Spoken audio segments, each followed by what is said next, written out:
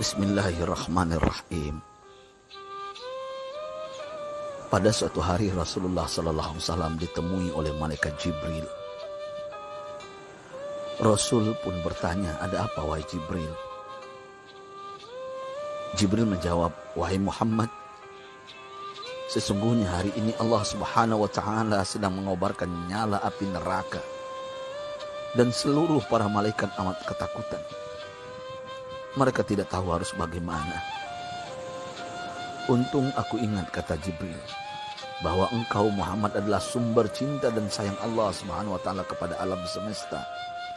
Dengan alasan itu aku kesini, bertabaruk mengambil berkah dengan cinta Allah kepada dirimu, ya Rasulullah, ya Muhammad."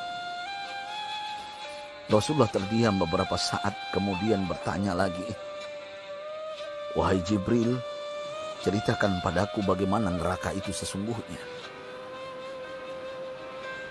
Jibril menjawab, "Wahai Muhammad,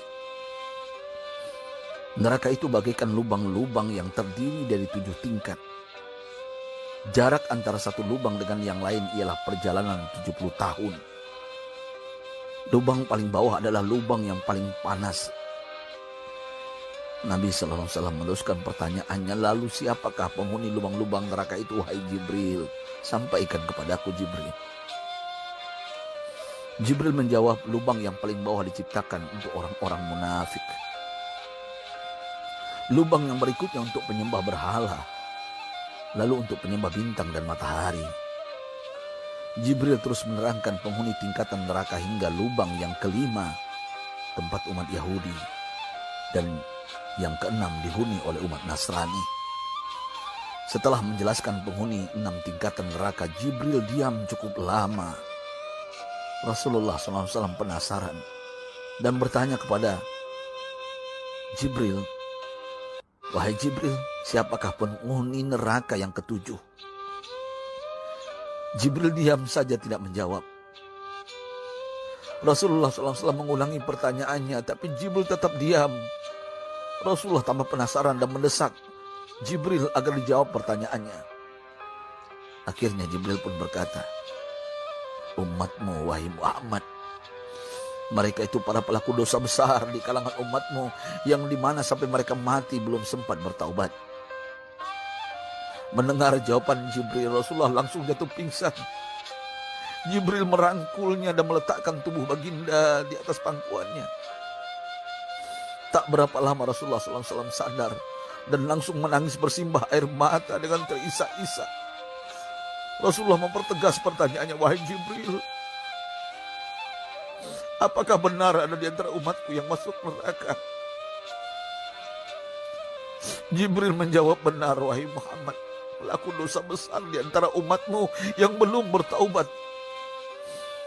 Setelah itu Rasulullah menghadap kiblat dan sujud kepada Allah dalam isak tangisnya.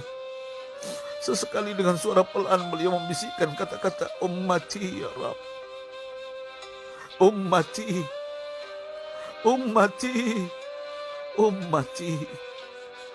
Beliau SAW tidak mengangkat kepalanya dalam keadaan seperti itu selama 3 hari 3 malam. Kecuali setiap Bilal bin Rabah mengumandangkan azan, barulah beliau bangkit untuk menjadi imam. Dan setelah itu kembali sujud lagi.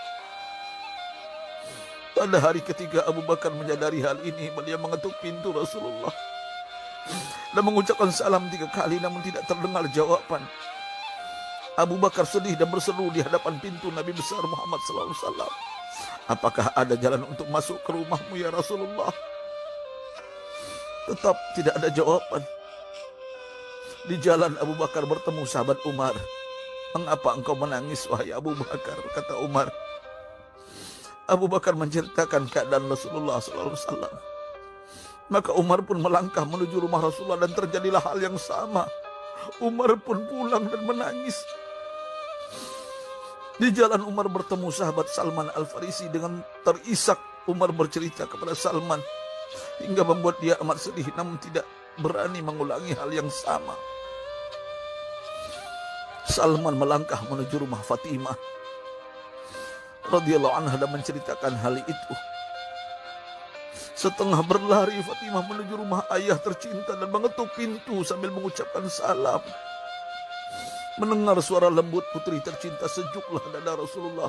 Beliau bangkit dari sujud dan membuka pintu. Alangkah terkejutnya Fatimah melihat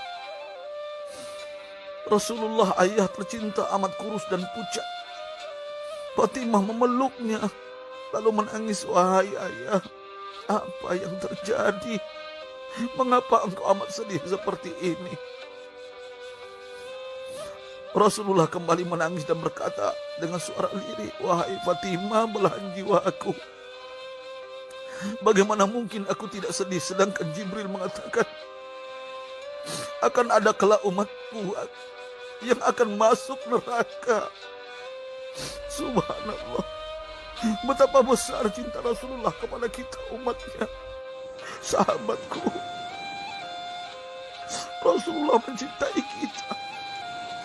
Antaman ma'aman ahbabta, engkau akan berkumpul dengan orang yang kau cintai. Mari kita mencintai baginda Nabi besar Muhammad SAW yang mencintai kita, umat yang tidak rela kita masuk neraka.